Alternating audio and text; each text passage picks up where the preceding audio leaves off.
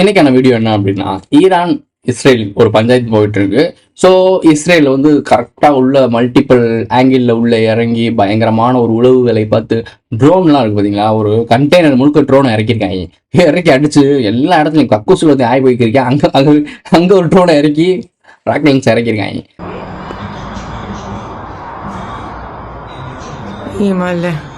பிசுறு தட்டாம ஒரு வேலையை பார்த்துருக்காங்க. அவங்களோட மொசாட்டுன்றது வந்து எவ்வளோ பெரிய முக்கியமான ஆள், நம்மளும் ரா இருக்குல்ல. ஸோ அது மாதிரி மொசாட்டுன்றது வந்து உங்களுக்கு தெரிஞ்ச விஷயம் தான். ரொம்ப ரொம்ப ரொம்ப டாப்பாக இருப்பாங்க. அவங்க பல ஆண்டுகள் ஆனாலுமே அந்த வஞ்சம் தீர்த்து பழி தீர்ப்பாங்கல்ல, அந்த மாதிரி ஒரு கும்பல்.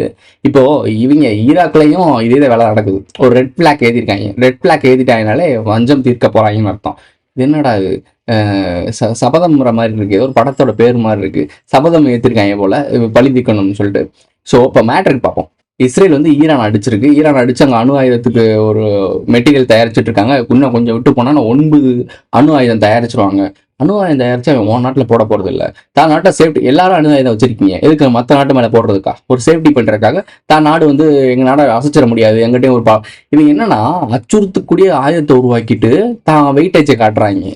நல்ல வளங்கள் வச்சுக்கிட்டு நல்ல அறிவாளிகள் எங்கள் ஊரில் இருக்காங்க. எங்கள் ஊரில் பொட்டன்ஷியல் இருக்குது, எங்களோட வெல்த் இருக்குது, எங்கள் ஊரில் எக்கனாமிக்கல் லெவலில் வேறு லெவலில் நாங்கள் வளர்ந்துருக்கோம், நாங்கள் ரொம்ப தார்மீகமான அன்பான மக்கள் இப்படின்னு சொல்கிறது போய் இப்படிதான் இருக்கணும் ஆக்சுவலாக ஒரு நாடுனா. ஆனால் இவங்க என்ன பண்ணுறாங்கன்னா அச்சுறுத்தக்கூடிய நாடு, வலிமையான ஆர்மி, வேறு லெவலில் ஒரு நியூக்ளியர் வெப்பன், பயோ வெப்பன், என்னென்னமோ ஒரு வெப்பனை கண்டுபிடிச்சி அச்சுறுத்தி தான் ஒவ்வொரு நாட்டிலையும் நான் பெரிய ஆளுங்க காட்டிக்கிறாங்க. அதாவது எவங்கிட்ட பவர் அதிகமா இருக்கோ அவன் தான் நம்பர் 1 கண்ட்ரின்ற மாதிரி காட்டுறாங்க. ஒரு உயிர் இன்னொரு உயிரை கொல்றதுல தப்பு இல்ல, அதான் நேச்சர். அதனாலதான் கடவுள் ஒரு உயிர் கூடவா இன்னொரு உயிரை படைச்சிருக்கான். அப்படிதான் அவர் காட்டுறாங்க. இது வந்து என்னன்னா திருடன்னா, அதாவது எந்த ஒரு திருடன் பெரிய திருடனா இருக்கானோ அவன் தான் தலைவன் அப்படின்ற மாதிரி இருக்கு. இது எனக்கு கேவலமான ஒரு இது மாதிரி தெரியுது. இப்போ சின்ன சின்ன நாடுகள் நியூக்ளியர் வெப்பனை கண்டுபிடிச்சிச்சு அப்படின்னா அவங்க நாட்டில இருந்து சுரண்ட முடியாதுல்ல. எங்கிட்டையும் நாங்களும் பெரிய ஆள் பார்த்துக்குவேன், உன் டைம் பவர் இருக்குன்னா என் டைம் பவர் இருக்கு, நீ ஒரு குண்டு போட்டனா நான் 9 குண்டு இதுக்கு போட்டுருவேன், உன் நாட்டிலையும் அழிவு நடக்கும் அப்படின்னு சொல்லி மிரட்டுறதுக்காக தான். ஆப்போசிட்ல இருக்க நம்ம நாட்டை மிரட்டணும்னா நம்ம கிட்ட நியூக்ளியர் வெப்பன் இருக்கணும். வலியவன் வாழ்வான், வீக்கானவன்களை ஒன்னா சேர்ந்து அவங்களை காப்பாத்திக்கிறதுக்காக கொண்டு வந்ததா சட்டம். ஸோ நியூக்ளியர் வெப்பனை வச்சிருக்கு நம்ம நாடு இந்தியாவே நியூக்ளியர் வெப்பன் கண்டுபிடிக்கும் போது அப்துல் கலாம் அவங்க தானே கண்டுபிடிச்சாங்க. ஸோ அவங்களே அண்டர் கிரவுண்ட்ல வந்து ரொம்ப சீக்கிரத்தா கண்டுபிடிச்சு அதே அவங்க பதறிட்டாங்க. எப்பறம் இந்தியா கண்டுபிடிச்சுன்னு ஷாக் ஆனாங்க. ஸோ நியூக்ளியர் வெப்பன் வச்சிருக்கிறது வந்து தான் நாட்டு சேஃப்டியா. ஆடை விட அதிகமா மனுஷங்க இருக்கானுங்க, அவனுங்களை கொண்டா என்ன தப்பு? அச்சுறுத்தக்கூடிய ஒரு ஆயுதத்தை வச்சு சேஃப்டி கண்டுபிடிப்பீங்களா? ரைட்டு. ஸோ இன்னைக்கான வீடியோ என்ன அப்படின்னா, ஈராக் சண்டை போட்டுட்டு இருக்கு. இதுல ஏமன் நான் குறுக்க அந்த கௌசிக்கு வந்தா அப்படின்னு சொல்லிட்டு ஏமனும் உள்ள இறங்கி சப்போர்ட் பண்ணிருக்கு, ஈரானுக்கு சப்போர்ட் பண்ணிருக்கு. ஸோ இதை பத்தி நீங்க பார்க்க போறோம், வாங்க வீடியோக்குள்ள போலாம். இவ்வளவு நாகரிகத்துக்கு காரணம் என்ன? பயம். அதை கொடுத்தது யாரு? நாங்க. இருக்கும் இடத்தை விட்டு இல்லாத இடம் தேடி எங்கெங்கோ அலைகின்றார் ஞான தங்கமே. இஸ்ரேல் அட்டாக் பண்ண அந்த நுணுக்கமான அந்த தாக்குதல டிஃபென்ஸ், நம்முடைய ஈரானோட டிஃபென்ஸ் பயங்கரமா தடுமாறிடுச்சு.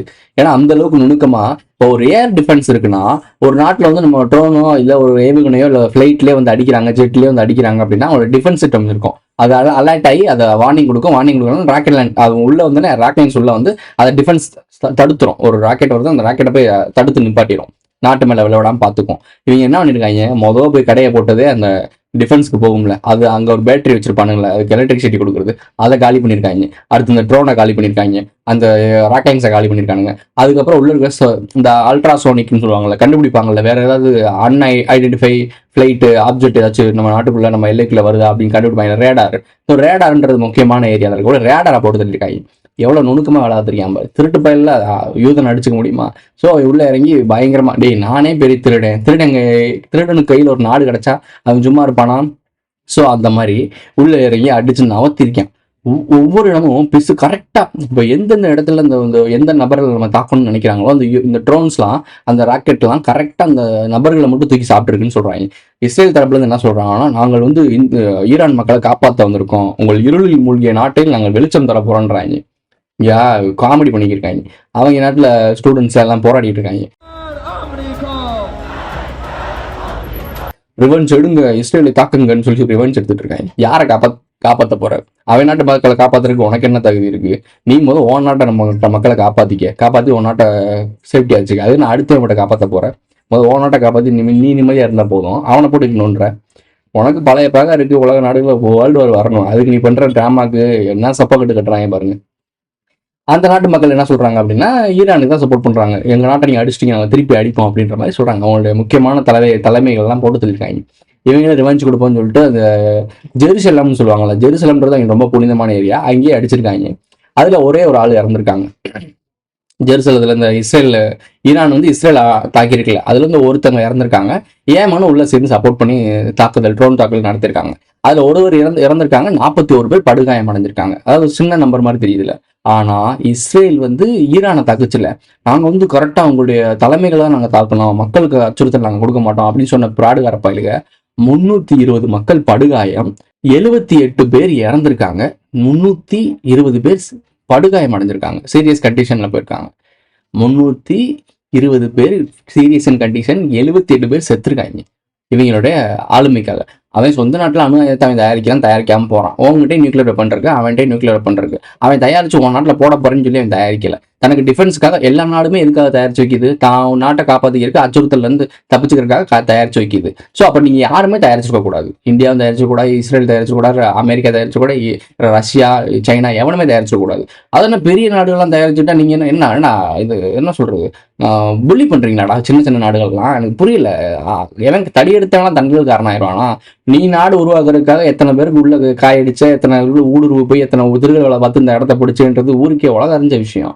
எவனும் பேச மாட்டாங்க, இந்த அதிகாரம் பேசாது.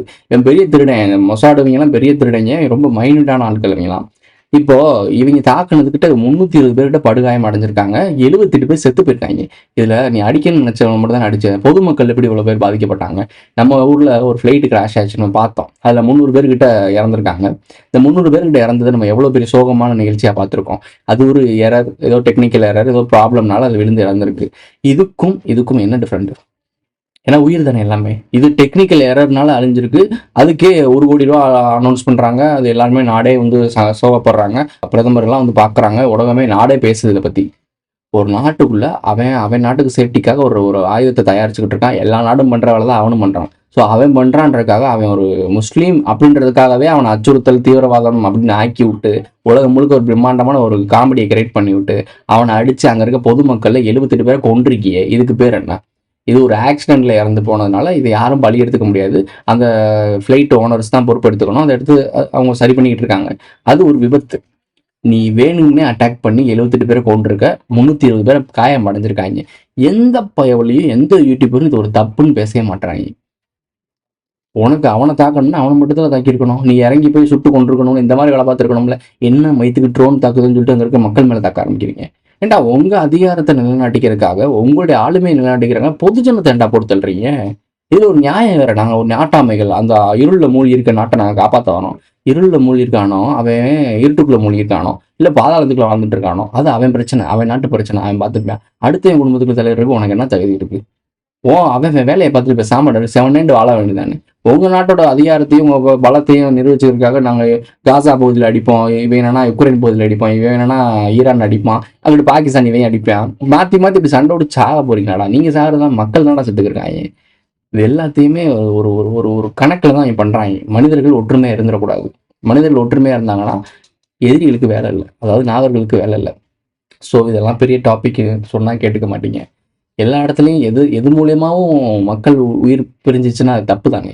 அது என்ன போர்ல இருந்தா என்ன, ஆக்சிடென்ட்ல இருந்தா என்ன, எல்லாமே சேஃப்டி பர்பஸ் தானே. இது ஏன் எல்லாரும் பேச மாட்டாங்கன்னு எனக்கு புரிய மாட்டேங்குது. இதுல ஈரான் பக்கத்துல ஏமன் உள்ள கலந்துருச்சு, அவங்க சேர்ந்து இங்க சண்டை விட்டுக்கிருக்காங்க. அப்புறம் இந்த எண்ணெயை வச்சுதான் சண்டை. ஈரான்னாலே எண்ணெய் வச்சுதான் சண்டை, சிக்கல். இப்போ எண்ணெய் எடுத்துட்டு இருக்காங்க. நீங்க ஈரான்ல இருந்து எண்ணெய் எடுக்கிறாங்கன்னா கிடையாது. ராஜஸ்தான்ல வீட்டை வந்து வாட்டர் சப்ளை பண்றோம் அப்படின்னு சொல்லிட்டு ஒரு வீடை வாடகைக்கு எடுத்து வீட்டுக்குள்ள தோண்டி உள்ள இறங்கியிருக்காங்க. உள்ள ஒரு 20 அடி 30 அடி இறங்கி அங்க பக்கத்துல போற பெட்ரோல் பம்புக்கு போகும்ல பைப் லைன், அந்த பைப் லைனை தோண்டி இங்கிட்டு இருந்து சைட்ல கடத்திருக்காங்க. எனக்கு புரியல. இந்த ராஜஸ்தான்காரங்களை மூளையை பாருங்களேன். வடக்கேன் தான் ஒரு வீடை வாடகை எடுத்து அங்கே தோண்டி அங்கிருந்து பெட்ரோல் எடுத்து சைட்ல வியாபாரம் பண்ணிருக்காங்க. இவங்களோட மூளையை பாருங்களேன். சாதாரண ஆள் நினைச்சிங்களா? நம்ம எடுக்கிற சிஜியில் எடுக்கிறாங்க, அவதார் படம்லாம் எடுக்கிறாங்கல்ல, இவங்க எடுப்பாங்க பாருங்க செல்போன்ல கிரீன் ஸ்கிரீனை போட்டு கட் பண்ணி அந்த டிராவல் லாக்லாம் இப்போ ரீசெண்டாக ஒன்று ட்ரெண்ட் ஆயிடுச்சு. வடக்கை ஆற்றுலையும் தாங்க முடியல. இங்கிட்ட ஒரு பெரிய லெவல்ல எண்ணெயை வச்சு ஒரு பாலிடிக்ஸ் போயிட்டு இருக்குன்னா, இங்க ஒருத்தன் சின்ன லெவல்ல லோ பட்ஜெட்ல ஒரு எண்ணெயை வச்சு ஒருத்தன் பாலிடிக்ஸ் பண்ணிட்டு இருக்கான். அங்க பெட்ரோல் பங்க்கு போற பைப் லைனை கிராஸ் பண்ணி அதுல ஆட்டையை போட்டு இங்கிட்டு தனியா கடை போட்டுக்கிறியா. இந்த கவுண்டமணி படம் தான், கவுண்டமணி செந்தில்லாம் ஒரு படத்துல ஒரு இளநீ கடை போட்டுருப்பாங்க. அங்க ஒரு இளநீ கடை இருக்கும், அந்த இளநீ கடை அவ்வளவா போயிருக்காது, வியாபாரம் போயிருக்காது. அங்க இருந்து வண்டியில இங்கிட்டு கயத்தை கட்டி இழுத்து செந்தில் இங்கிட்டு கடை போட்டுருப்பாருல்ல, இந்த மாதிரி அங்க போற பெட்ரோல் இவங்க சைட்ல கடை போட்டு இங்கிட்டு லோ பட்ஜெட்ல வித்துட்டு இருக்கான். வாட்டர் கேன்ல போனா அவங்க உங்களுக்கு பெட்ரோல் தர மாட்டாங்களா, நீங்க டம்ளர் கொண்டு வந்தா கூட ஊத்தி கொடுப்பேன்னு சொல்லி இங்க வித்துக்கிறியா. எங்கே வடக்க எங்கே போயிட்டு இருக்காங்க, வடக்கில் போய் நம்ம முட்டாதையும் பேசிக்கிருக்கோம். அவங்க இந்த மாதிரி இன்டெலிஜென்ஸாக யார் யோசிக்க முடியும். ரொம்பவும் சொல்கிறோம், யாரும் சண்டை போடாதீங்க, அமைதியை விரும்புங்கள். எல்லாரும் மனிதர்களாக ஒன்றிருந்து மனுஷங்களாம் எல்லாருமே ஒன்று செஞ்சாங்கன்னு வச்சுக்கோங்களேன், அந்த மனிதன் ஒற்றுமையை விரும்பாத ஒரு கூட்டம் இருக்கும்ல, ஆட்டோமேட்டிக்காக வெளியே வந்துடுவான். என்னைக்கு மனிதர்களுக்குள்ள இந்த பிரிவினை இருந்துகிட்டே இருக்கோ அப்போ தனியாக தெரிய மாட்டான். அவன் திருட்டு போயிருக்கான்ல, அவன் தனியாக தெரிய மாட்டான். நாமெல்லாம் ஒன்றாயிட்டோம் அப்படின்னா அவன் தனியாக தெரிஞ்சிருவான். அப்படி நீங்கள் ஒன்றாயிடக்கூடாதுன்றக்காக தான் ஒவ்வொரு நாடுகளையும் ஒவ்வொரு பிரிவினை ஒவ்வொரு விஷயங்களை விதைச்சி விட்டு ஒரு ப்ராப்ளமை கிரியேட் பண்ணி அதை பூதாரமாக்கி அதை பெட்ரோல் ஊற்றி மண்ணெண்ணெய் ஊற்றி எரிச்சு சாம்பலாக்கி பரம்பரை பகையாக்கி விட்டுருவாங்க. அது தீர்த்து வைக்கிறது ரொம்ப கஷ்டம், ஏன்னா அது முத்தி போயிடும். அதுக்கப்புறம் அந்த வேற வழியே இல்லை, அது உண்மை தெரிஞ்சாலும் ஒரு வஞ்சத்தை பண்ணி தாண்டா ஆகணுன்றக்காக ஒரு இக்கட்டான சூழ்நிலை போய் நின்றோம். அப்படிதான் அது வேர்ல்டு வார்னு ஒன்று வெடிக்க போகுது சீக்கிரத்திலேயே. 2029 நீங்கள் பார்ப்பீங்க, ஒவ்வொன்றா பார்ப்பீங்க. இப்போல்லாம் பார்க்குறதுலாம் சும்மா சாம்பிள் தான். 2029 பார்ப்பீங்க பாருங்க, நீங்கள் நினைச்சு கூட பார்க்க முடியாத விஷயங்கள்லாம் நடக்க ஆரம்பிக்கும். எங்கேயோ மிடில் ஈஸ்ட் நாடுகள் நடக்குது, மத்திய கிழக்கு நாடுகள் நடக்குது, நமக்கு என்ன நம்ம நியூஸாக கேட்டு போவோம் அப்படின்னு நினைப்பீங்க. நம்ம வீட்டு பக்கத்தில், நம்ம ஏரியா பக்கத்தில், நம்ம ஸ்கூல் பக்கத்தில் அப்படிலாம் நடக்கும்போது பயம் வரும், தானாக வரும். இதோட இந்த வீடியோ முடிஞ்சிருச்சு. இந்த வீடியோ பிடிச்சிருந்துச்சா லைக் பண்ணுங்கள், கமெண்ட் பண்ணுங்கள், சப்ஸ்கிரைப் பண்ணுங்கள், மறக்காம பெல்லைக்கான ஆளில் போட்டு இந்த ஃப்ரெண்ட்ஸ்லாம் ஷேர் பண்ணுங்கள். உங்களுடைய கருத்துக்களை கமெண்ட்டில் பதிவு செஞ்சுட்டு போங்க. சேனலில் மெம்பர்ஸ் ஆட் ஆகணும்னு நினைக்கிறீங்களா, ஜாயின் பட்டன் போட்டு போங்க. Super thanks. சூப்பர் சாட்லாம் பண்ணணும், எஸ் இன்ட்ரெஸ்ட் நம்மளை தட்டி விடுங்க. அடுத்த சந்திக்கலாம். ஜனங்களுக்கு சுதந்திரம்னா என்னன்னு சொல்லித்தர புரியுது. ஒருத்தரும் சுதந்திரம்னா ஒரு மாதிரி புரிஞ்சு வச்சிருக்காங்க. நீ காட்டுக்கோழி மாதிரி இங்க அங்க பறக்குறது சுதந்திரம்னு சொல்வ, ஆனா அவங்க எல்லாம் பிராய்லர் கோழி ஆயிட்டாங்க. ஐயா, எங்களை கறி கடை கொண்டு போகும்போது டிவிஎஸ் 50 பின்னாடி இப்படி தொங்க விட்டு கூட்டிட்டு போறீங்களே, மூக்கு ரோட்ல உரசிட்டே வருது, கொஞ்சம் உயரமா தூக்கி கட்டினீங்கன்னா நாங்க சந்தோஷமா இருப்போம்னு கெஞ்சுவாங்க. இவங்களுக்காக போராட போறியாடா? Who is this guy?